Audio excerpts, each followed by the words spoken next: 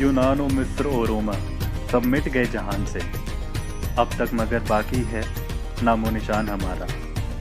कुछ बात है कि हस्ती मिटती नहीं हमारी, सदियों रहा है दुश्मने दौरे ज़माना हमारा।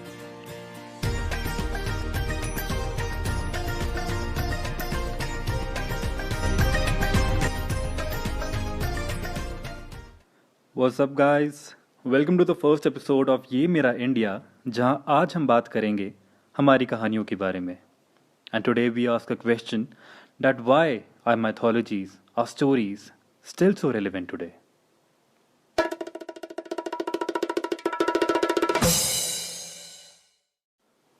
पॉडकास्ट के शुरुआत में जो मैंने कुछ पंक्तियाँ बोली, they actually have been written by a very renowned so called Pakistani poet Allama Iqbal, if you can say that.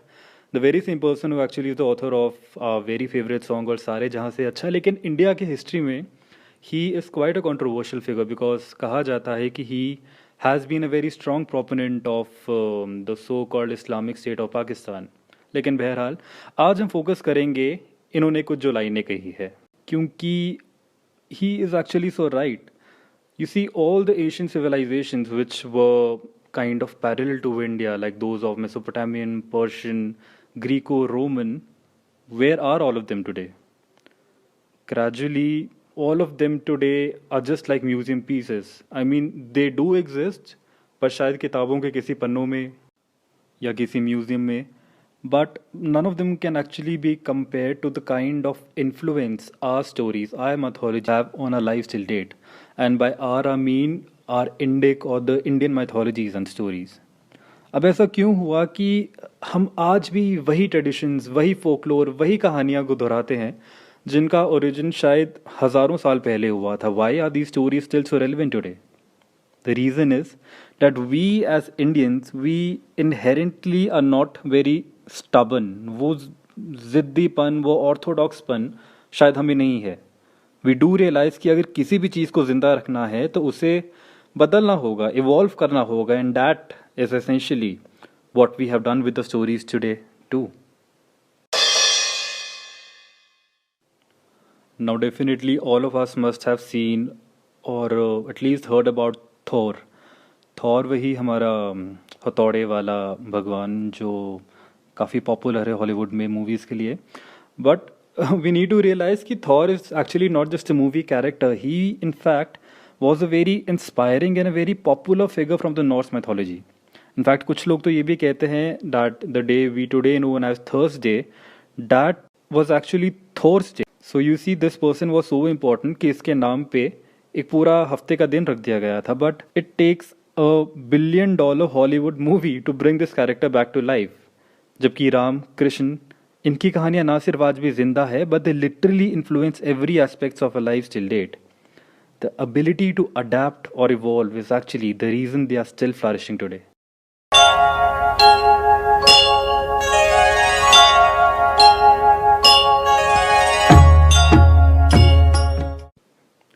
जानी पहचानी से लग रही होंगी कुछ एक घंटियाँ, है ना? Now in order to remember ये कहाँ से थी, we don't need to go back into 1980s और 70s, क्योंकि लॉकडाउन के टाइम जब एंग्जाइटी से और पागलपन से पूरा इंडिया पागल हो रहा था, तो शाम के 7 बजे अभी भी हर घर से यही घंटियाँ सुनाई दे रही थी। The epic Ramayana TV series. Now we all can imagine, in fact we all know the hype this series created back then and back today, and it is also called that this is perhaps the one of the most viewed TV series ever, I think surpassing the Game of Thrones. Now imagine a TV series that was retelecasted during the lockdown period, which originally aired in 1980s, that too on an epic written thousands of years ago. Like, how the hell can this be relevant today? Why do we still love it the way we did 30 years ago? One reason for this, which I believe could happen, because the series which we saw on television, that was not based on the original Valmiki Ramayana. You see, उस वाल्मीकि रामायण में शायद ऐसे काफ़ी elements या stories या characters थे जो शायद आज के टाइम में हमें समझना है। तो संत तुलसीदास जी ने एक्चुअली इसका एक अडेप्टेड वर्जन लिखा, Ramcharitmanas, and that is essentially what this TV series was based on. तो अगर रामचरितमानस को हम माने, तो does that mean that the original Valmiki Ramayana will get irrelevant or we'll start fighting which is the original one? No, because that's the tradition of India where we believe in multiple truths. You see, there are hundreds of versions of Ramayana. In fact, there's a Jain version in which Ravan is actually killed by Lord Lakshman because apparently Lord Ram is quite non-violent there. There are versions which are popular in the Southeast Asia, some in North, and some in the South, and all of them are true. There is no concept of Sahi ya Galat out there because all these stories have actually been adapted to suit the circumstances of the particular area, of the people, of the geography, of the history, and the kind of circumstances people have been. And that is essentially what we mean by the concept of multiple truths. Multiple truths, yani there is no concept of the truth. We as individuals have the right to choose our own truths, believe in them, have faith in them, and at the same time accept and respect truths of others too. Sounds complicated, does it? What we call Hinduism today was never actually understood in that way, not as a religion per se. In fact, the word Hindu actually comes from the word Sindhu, the modern day river, the Indus. Now, the story goes that since the Persians couldn't pronounce the word S, they made it into H. So, Hindustan literally means the land beyond the Indus.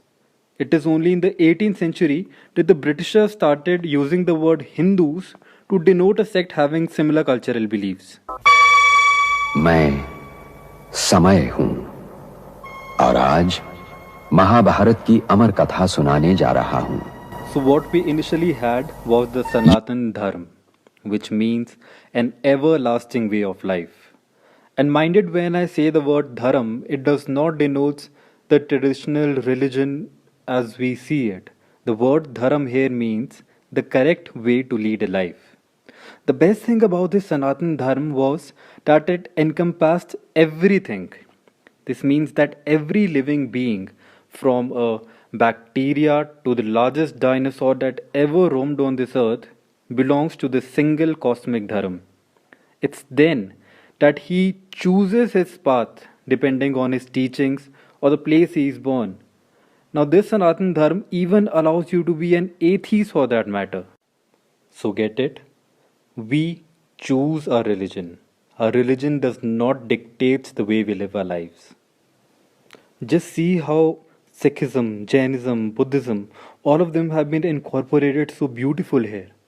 This adaptability in itself is something which has made Christianity and Islam too a part of this land. I very well remember the convent school where I was brought in. There one could often see pictures of Mother Mary like draped in a sari. तो initially I use to think कि शायद सच में mother मेरी और उस time के लोग भी वहाँ के लोग साड़ी पहनते होंगे, but it's quite obvious that sari was obviously at least not the traditional dress of figures of those times, but they have been adapted so beautifully which now is actually supporting and even enriching our faith. So while religion as we understand it today, it's like an aquarium. Now this aquarium might be full of selected very beautiful fish and plants, but it's a closed system full of boundaries. उसका एक शुरुआत है और उसकी एक अंत है. But our faith, it's like an ocean. It's deep, vast and endless. And there's a lot to be explored in this.